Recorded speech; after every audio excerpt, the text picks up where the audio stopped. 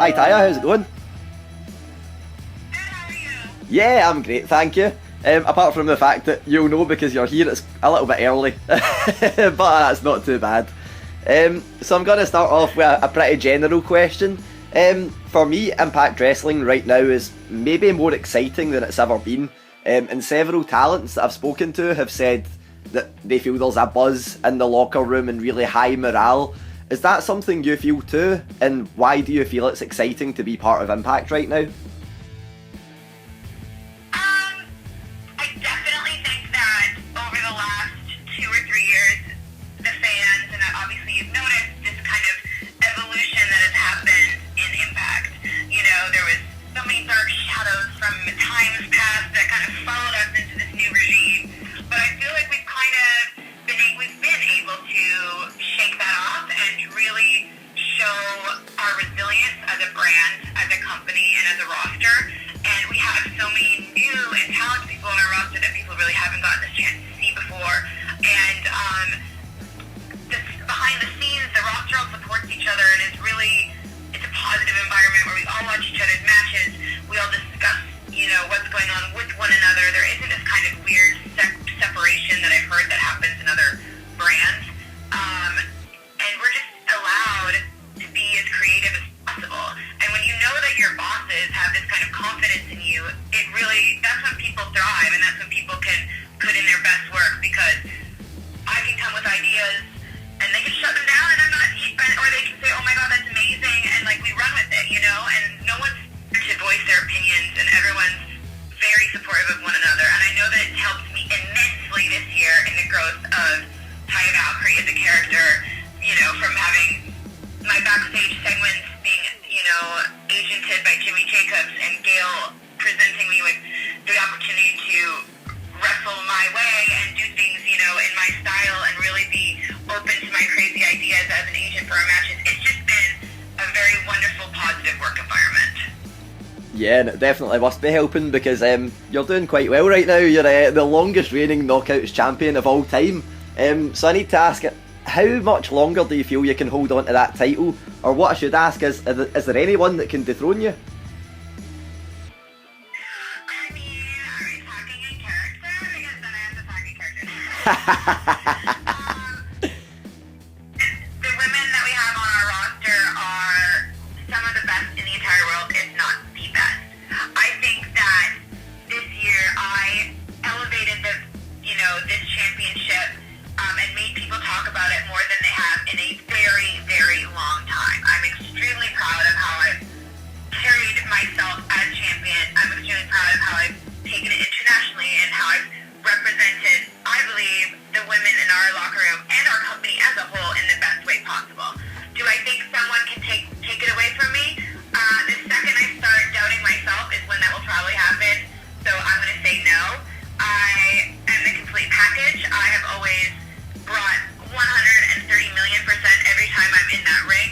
If it's from the second, if it's in character, my character work, if it's in my technical work, if it's the mix of styles that I bring from influences in Mexico and Japan and England and everywhere, I really do believe that I have brought it all, and I wish the women good luck, and we will see what happens in the future, but I know that I'm continually trying to evolve, push myself, and I'm sure that 2020, as hard and interesting and different as the first month of this year has been, I'm sure everything will play out, and I know that we're going to continue making history as a whole.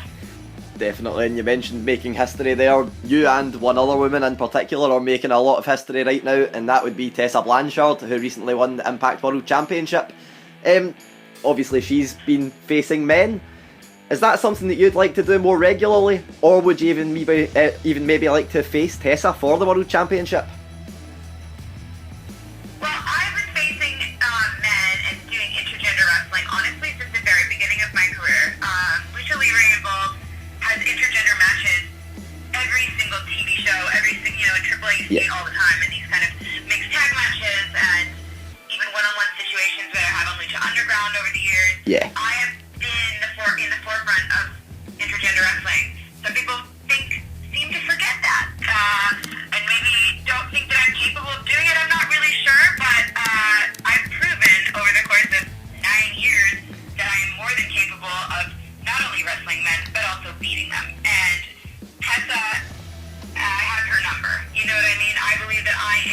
number one contender for that spot. I believe that over the last year since she lost that title, she hasn't faced women in about 8-9 months. I think she ran scared from me. I think that she just realized that she can't hang with us anymore. And, I not only stripped her of the Knockouts title, I also stripped her of the Reina and Reinas title at Madison Square Garden, which makes me 3-time Reina and Reinas championship for Lucha Libre AAA. So, whenever she is ready and done fighting in the mud puddles with Sami Callihan, I am here waiting. Excellent, and I was going to ask that because I know that you've had quite a history with Sami Callihan as well, mentioning the intergender matches. What are your thoughts on Sami Callihan? I wrestled Sami Callihan in season 3 of Lucha Underground, Yeah. I believe. Yes, season 3. I have always thought that Sami is an extremely talented individual. He really knows who Sami is, and he does not stray from that, and he is here to shake it up.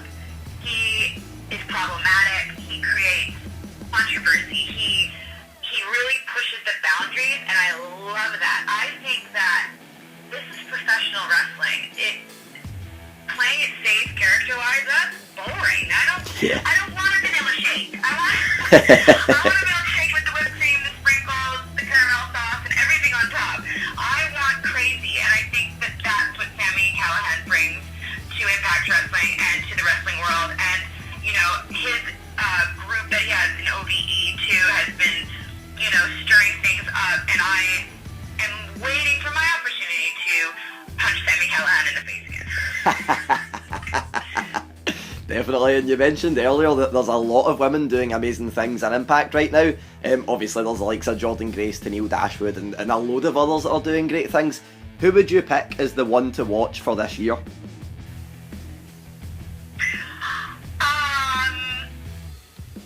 I'm going to pick 2 people, because Yeah. I think that they're picking them both for different reasons. I think Jordan Grace has evolved immensely, especially in the last few months, and her fire and desire for opportunities and recognition have just grown, and I think that's very interesting. And she's always just been a very, very good technical wrestler that comes with a million ideas, and she's definitely someone to watch. And I would also put Kiera Hogan as the other one to watch. I think that over the last year, her confidence and true self have shone through so much. Yeah. I believe really that when someone is happy in their life, that it's very apparent in their performance.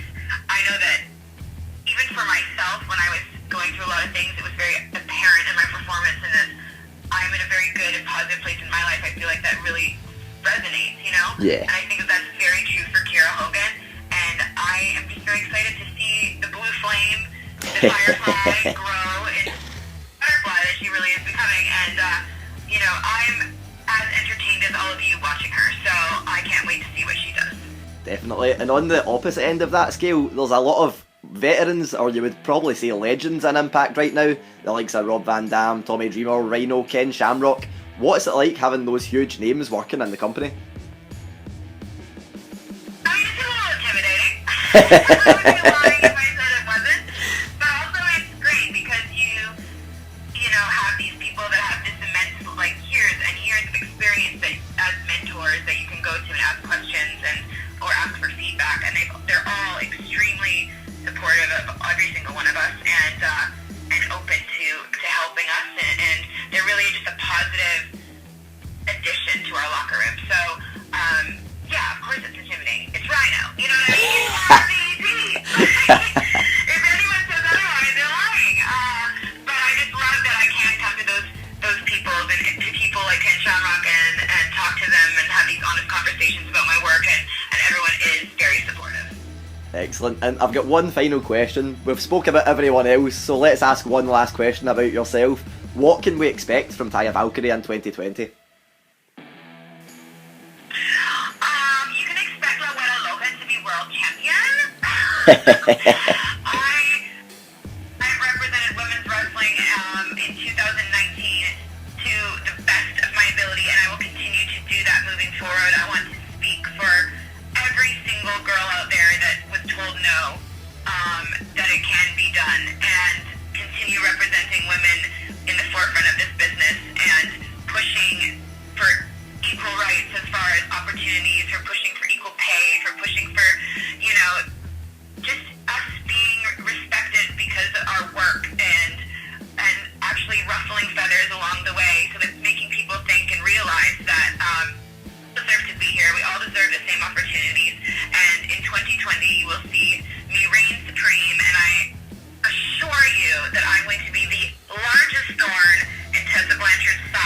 any you've ever seen. Excellent, thank you so much. It was a pleasure to talk with you. Thank you. Thank you.